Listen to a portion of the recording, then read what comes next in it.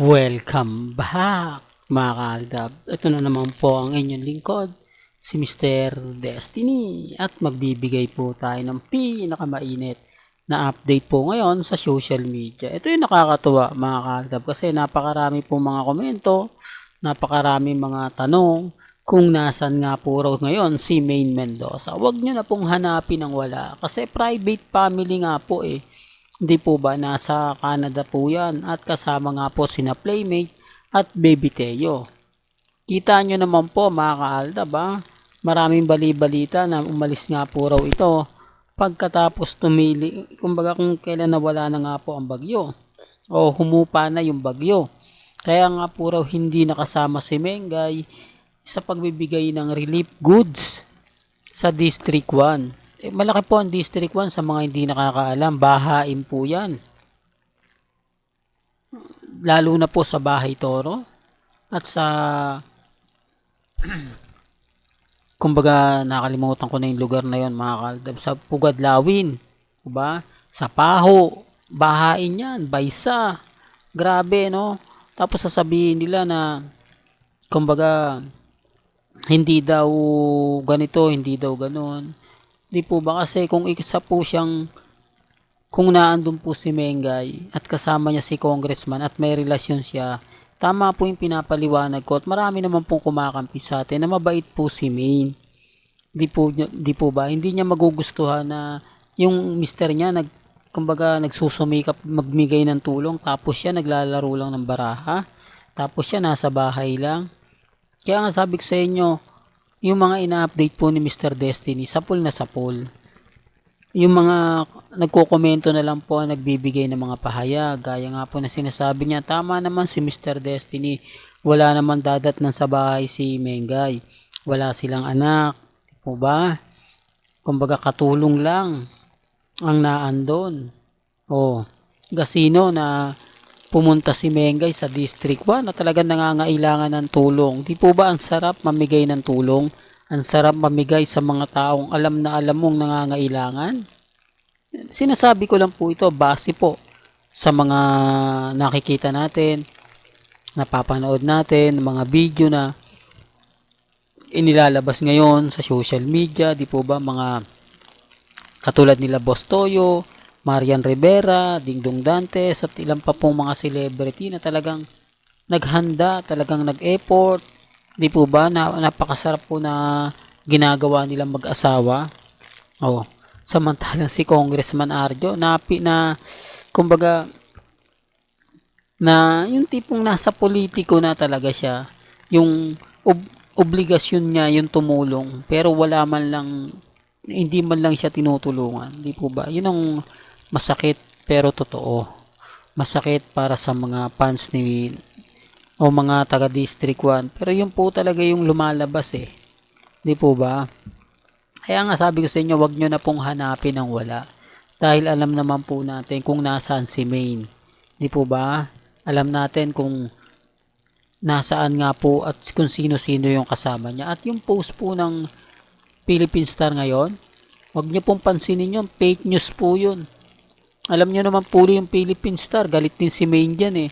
Di po ba? Kung matatandaan nyo, ito alam to ng mga main fanatics at Armin. Ewan ko lang kung kakampi po sila sa akin. Na nag-post yung Philippine Star ngayon, tapos nag-post si Mengay na wala naman daw siyang sinasabi. Hindi naman daw siya nagbibigay ng mga ganong pahayag. Anong ginawa ng Philippine Star ngayon? Agad-agad dinilit. Bakit hindi kasi nila dinimanda yan, Mr. Destiny? Ang Philippine Star ngayon, ang presidente po dyan si Manny Pangilinan. Kasama po yan sa Media Quest. Sila po pagmamay-ari din po ng TV5 yan. Kaya okay lang. Hindi po ba? Pero kung iba-iba yan, hindi po ba demanda talaga aabutin yan? Pero kumbaga kaya nga po wala na gano'ng naniniwala dyan. Hindi na nga gano'ng nagpo-post yan. Ngayon lang. Puro ang post nga po nila patungkol kay Congressman at kay Mengay na wala naman pong paramdam yung dalawa. Totoo naman po wala po talagang paramdam yung dalawa. Pero bago nga po pala natin ituloy itong magandang update na to, kung bago ka lang sa channel na to, at isa kang true-blooded Aldab Nation na nagmamahal kina Mengay at Tisoy, tama po ang channel na pinuntahan mo, kaya consider na po kitang bagong subscriber. At huwag mong kalimutang i-share ang mga video po natin sa mga mami, sa mga titas, at sa mga senior. Ulitin ko lang po, remind ko lang po, si Mengay, sa mga hindi pa po nakakaalam, nakakaintindi at nakakaunawa, siya po yung tipo na kapag namigay ng tulong, talagang puro, di po ba, namimigay po siya ng tulong, lalo na po sa Bulacan. Kaya nga sa mga nagsasabing ganito ganyan, okay lang po. Hindi po ba, ang importante lang naman po, hindi sa kanila, hindi man lang nagbigay si Mengay ng update sa kanila. Kahit po si Congressman Arjo, kahit po si Ibiang, wala pong ganap, wala pong update. Yun po yung totoo. Di po ba? At punta naman po natin tong video na to. Nagtataka kayo, bakit yan yung pinapakita mo, Mr. Destiny?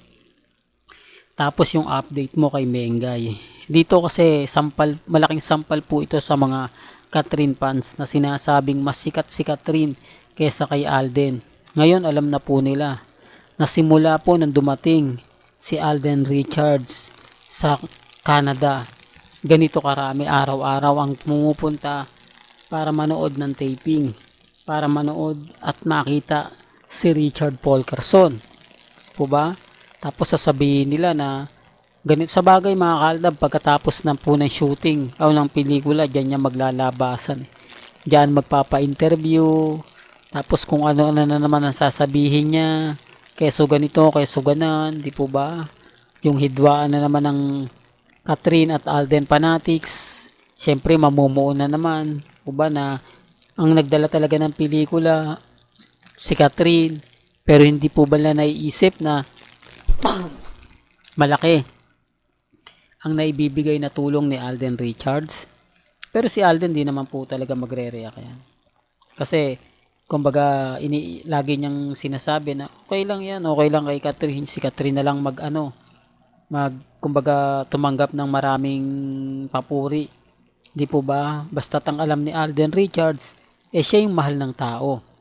Di po ba? Yun naman po yung importante dun yung kung gaano kakamahal ng mga taong nag-effort pa pumunta dyan, nag-effort para panoorin ka. Di po ba?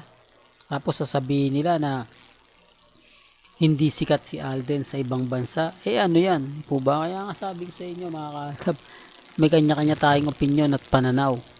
Di po ba? Ngayon malaking sampal to. Lalo na po sa mga Catden fans o Catherine fans. Ngayon yung mga Catden, di po sila makapagbigay ng update na naku, kinikilig yung dalawa, kilig moments sa dalawa. Wala po.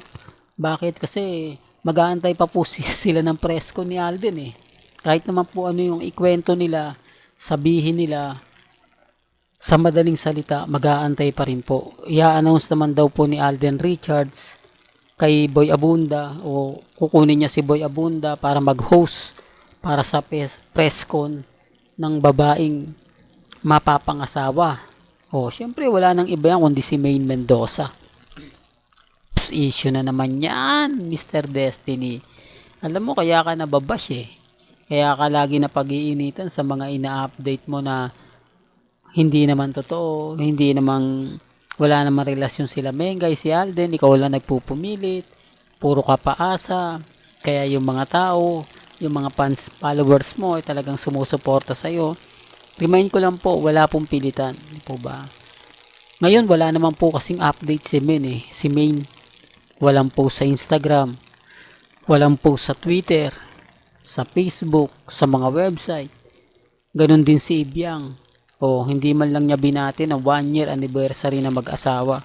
At ang pinakamalupit nga po, si Congressman Arjo. Hindi siya nag-post sa kanyang Facebook page sa District 1, sa kanyang Instagram, sa kanyang Twitter, at sa kanyang Facebook. Di po ba? Wala talaga. Asing wala. Di po ba?